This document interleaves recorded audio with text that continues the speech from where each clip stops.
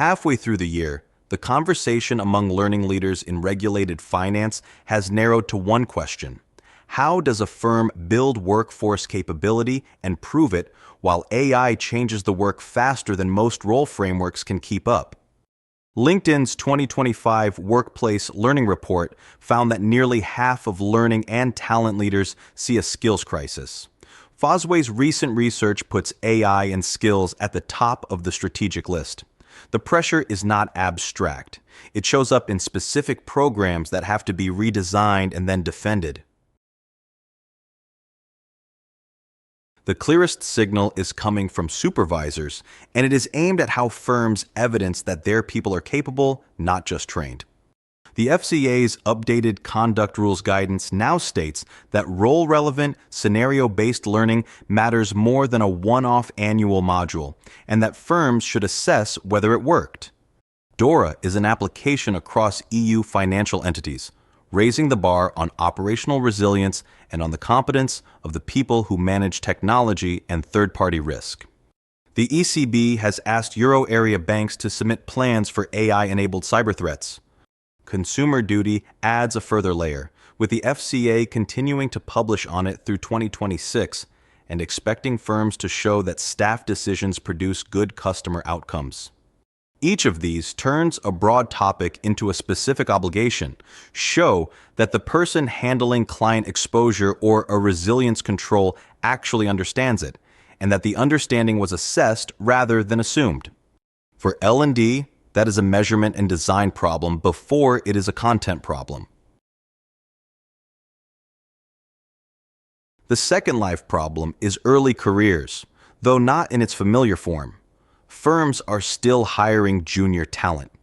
The Financial Services Skills Commission reported that early career intake grew in 2025, led by apprenticeships rather than graduate schemes.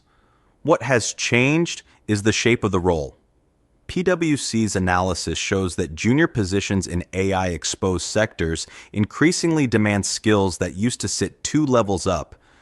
A new analyst may be asked to interpret a credit assessment or a portfolio concentration report that an AI tool has largely produced. If the learning pathway still assumes years of gradual exposure, the firm is handing decision-adjacent work to people it is not yet equipped to question the output. Between the regulator and the graduate sits the line manager, and this is where most capability plans quietly fail.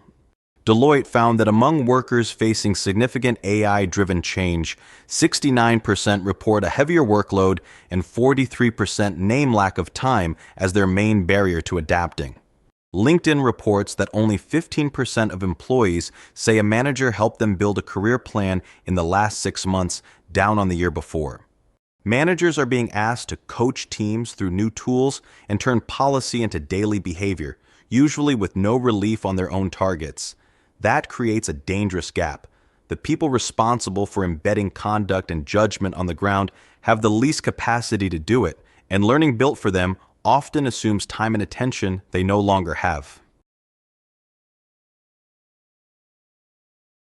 The line running through these problems is that access to AI no longer sets a firm apart. The Financial Services Skills Commission's 2026 work makes the point plainly: the technology is available to everyone. What stays scarce is the domain knowledge to interrogate what a model produces and the judgment to own the consequence when it is wrong. A model can summarize a credit file or flag an anomaly in a cyber log. It cannot be accountable for a lending decision or a conduct breach. That accountability belongs to a named person, and it rests on whether they understand how risk moves across a portfolio and where a single decision creates exposure elsewhere in the firm. This is the practical brief for the second half of the year.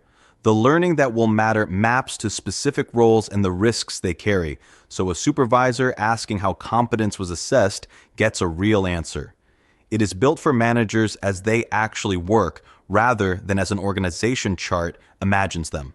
And it ramps entry-level capability fast enough to match the responsibility the work now puts on new hires. It is also where deep, current domain knowledge earns its place over generic content. Learning written by people who understand the domain and tied to what a role is accountable for, is what lets a firm say its workforce is capable and then show the working. That is the question finance L&D leaders are now being asked to answer, and it is a better use of the next 2 quarters than another wave of broad AI commentary.